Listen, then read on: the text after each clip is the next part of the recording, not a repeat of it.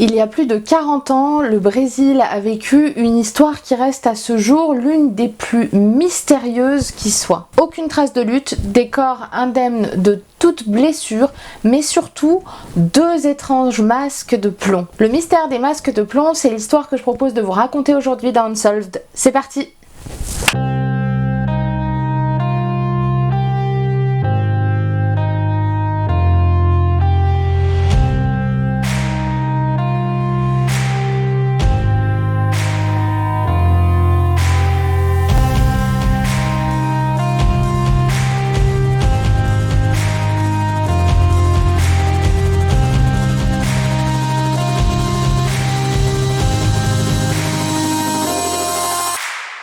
Bonjour à tous et bienvenue dans ce nouvel épisode d'Unsolved. Je suis hyper contente de vous retrouver et l'histoire que je vais vous raconter aujourd'hui a quelque chose d'un tout petit peu paranormal. Vous me direz ce que vous en pensez en commentaire. Je ne sais pas si vous connaissez cette histoire étant donné qu'elle commence à dater. Toujours est-il que j'espère qu'elle vous plaira. Le mystère des masques de plomb débute le 20 août 1966 dans la petite ville de Niterói, une commune proche de Rio de Janeiro. Jorge da Costa Alves est en train de gravir la colline de Vintém et alors qu'il arrive au sommet, il va faire une découverte aussi étrange qu'effrayante. Il commence à faire du cerf-volant en haut de la colline et il va être rapidement dérangé par une odeur terrible. Comme il est incapable de savoir de quoi il s'agit, il va s'approcher de l'endroit d'où provient l'odeur et il va tomber sur une scène qui est complètement digne d'un film d'horreur. Sous un petit arbre, au milieu des fourrés, il trouve 2 corps allongés côte à côte, en état de putréfaction complètement avancé, ce qui explique l'odeur pestilentielle qu'il a pu sentir juste avant. Il va alors dévaler la colline pour s'arrêter à la première cabine téléphonique qu'il va trouver. Je vous rappelle qu'on est dans les années 60, on n'a pas encore de portable, et il va prévenir la police. Ces derniers vont alors débarquer au petit matin du 21 août 66 et rapidement ils vont remarquer quelque chose d'anormal, particulièrement dans la position des corps. Comme je vous l'ai expliqué, ils sont allongés côte à côte, un peu comme s'ils regardaient les étoiles, et ils portent tous les deux un ciré jaune, le même ciré jaune, et dessous ils portent des costumes, des costards cravates, qui est totalement incompatible avec par exemple une potentielle randonnée. Mais ce qui est encore plus étrange, c'est qu'ils remarquent des masques qui sont posés sur leur visage. Alors quand je parle de masque, c'est pas le masque complet sur toute la tête, c'est simplement le masque sur les yeux qui semble être fait en plomb. Ils vont rapidement identifier les victimes. Il s'agit de Manuel da Cruz et Miquel Viana. Ils sont respectivement âgés tous les deux de 32 et 34 ans. Ils sont tous deux techniciens électroniques. Ils sont mariés et ils ont des enfants. Ils sont originaires de Campos, une ville qui est à 300 km de Niterói. Près de leur corps, on va retrouver un sac qui contient 2 serviettes humides, une bouteille d'eau vide et leur papier d'identité. C'est ça qui va finalement permettre de reconnaître les corps assez rapidement. Et il y a aussi dans ces affaires-là un petit carnet qui va présenter des formules un peu bizarres, des annotations que la police va pas réussir à déchiffrer.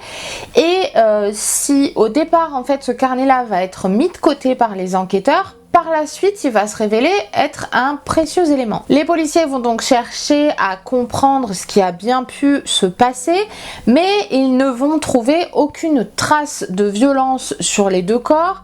Physiquement, en tout cas, rien ne permet d'expliquer le décès des 2 hommes. L'autopsie va par la suite révéler que les victimes sont décédées d'une attaque cardiaque au même moment. Et devant cette affaire un peu complexe et mystérieuse, c'est José Venancio de Betancourt, un enquêteur de la région, qui va être mis sur l'enquête. Et tout d'abord, il va commencer par retracer le parcours des 2 hommes et il va apprendre qu'ils auraient quitté Campos le 17 août à bord d'un bus en direction de Vintém. Ils y sont arrivés à peu près à 14h30, ils sont partis acheter des imperméables et la bouteille d'eau que l'on a retrouvée à côté d'eux. dans un bar où la serveuse va tout de suite dire qu'elle se souvient d'eux, puisqu'elle se rappelait que Miguel était très stressé et qu'il n'arrêtait pas de regarder sa montre. Après ça, il semble qu'ils aient gravi la colline jusqu'au sommet, et ensuite c'est un point d'interrogation. L'enquêteur va alors interroger méthodiquement tout le voisinage et il va recueillir un témoignage troublant d'une mère de famille qui leur indique que le 17 août, aux alentours de 9 h, elle a aperçu quelque chose dans le ciel, un objet volant, rond et très lumineux, et qui crachait un peu des étincelles. Elle va expliquer qu'en fait ce dernier s'est immobilisé au-dessus de la colline de Vintem et puis d'un coup il serait parti à une vitesse complètement folle et vraiment soudainement. Et si au départ les policiers vont quand même penser que cette femme est complètement folle, c'est-à-dire que forcément en plus dans les années 60, c'est que on pense d'autant plus que les gens sont fous plutôt que de penser qu'ils disent la vérité, et ben en fait une autre femme va venir étayer son témoignage à cette mère de famille. Elle se présente d'elle-même à la police, elle explique que le 17 août en fin de journée, alors qu'elle roule près de la colline de Vintem dans sa décapotable avec ses enfants, l'un d'eux va l'interpeller et lui montrer quelque chose près de la colline. Elle va expliquer que c'est une forme de dragée orange fluo qui semble lancer un peu des éclairs et que soudainement l'objet a complètement disparu et que la scène aurait duré peut-être 3 ou 4 minutes à peine. José Venancio de Betancourt, un peu à court d'autres pistes que celles des ovnis, il va se pencher plutôt sur le carnet du coup qui a été retrouvé près des corps de Manuel et Miguel. Et il va y trouver de nombreuses formules et des symboles mathématiques qu'il pense être une espèce de sorte de code, mais aussi une note qui semble être comme un emploi du temps. À 16h30, se retrouver au point désigné, à 18h30, avaler les capsules avec une orange, une fois leur effet en cours, se protéger le visage avec les masques de plomb. Bref, José va se demander alors qui aurait bien pu leur donner ces instructions. Est-ce que Manuel et Miguel ont élaboré eux-mêmes cette recette et dans quel but? Est-ce qu'ils étaient drogués? Est-ce que ce serait la cause de leur crise cardiaque? Et du coup, les policiers vont forcément creuser dans la vie des deux victimes et arrêter un certain Elcio Gomez le 27 août 1966. L'homme est a priori pilote dans l'aviation civile, il est ami de Miguel et Manuel et il semble au départ normal, sauf qu'en fait il va pendant son interrogatoire faire des révélations assez particulières et qui vont sidérer les enquêteurs. Il va raconter que Miguel, Manuel et lui font partie d'une société secrète nommée les spiritualistes scientifiques. C'est une sorte en fait de club qui regroupe des adeptes du spiritisme et qu'en fait les victimes visiblement menaient un projet particulier dans le plus grand secret depuis quelques mois. Ils tentaient a priori d'entrer en contact avec des êtres qui venaient de Mars. Cet homme-là, il va même aller jusqu'à raconter aux enquêteurs avoir été témoin d'un événement surnaturel un soir où il aurait rejoint Miguel et Manuel sur une plage d'Atafona au nord-est de Rio. Il explique qu'un ovni très lumineux serait venu survoler le rivage, serait resté en vol stationnaire environ 5 minutes pour ensuite s'élever dans le ciel et partir dans un bruit complètement assourdissant. Bien entendu, vous vous en doutez, les policiers vont être complètement dubitatifs, mais son témoignage va être corroboré par plusieurs autres témoins interrogés, des pêcheurs qui vont affirmer avoir vu une soucoupe volante qui survole la plage ce jour-là, l'armée brésilienne aussi qui aurait capté des messages de radio inconnus, et c'est finalement la presse brésilienne qui va donner une autre tournure à cette affaire.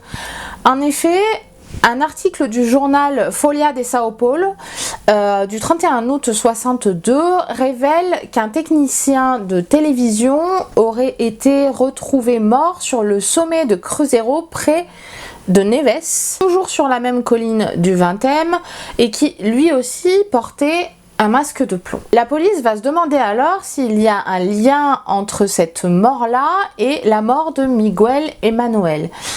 Est-ce que les victimes se connaissaient et surtout pourquoi est-ce que ces 3 victimes-là portaient un masque de plomb? Et finalement, ce sont des questions qui vont rester sans réponse. Alors, les 3 victimes auraient-elles vraiment trouvé le moyen de communiquer avec des êtres d'une autre planète? Était-ce un suicide?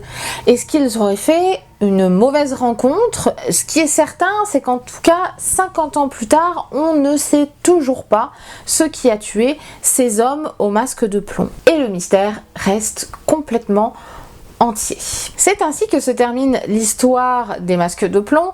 J'espère qu'elle vous a plu parce qu'elle est un petit peu paranormale, ou du moins elle semble l'être. Il y a peut-être une explication rationnelle, mais qui moi me semble improbable. Après, il y a des choses dans cette enquête qui ont été très très mal faites. Il y a certaines recherches qui n'ont pas été poussées au maximum. Maintenant, est-ce qu'on croit ou on ne croit pas aux ovnis? Je vous laisse me le dire dans la barre de commentaires et me donner vos avis.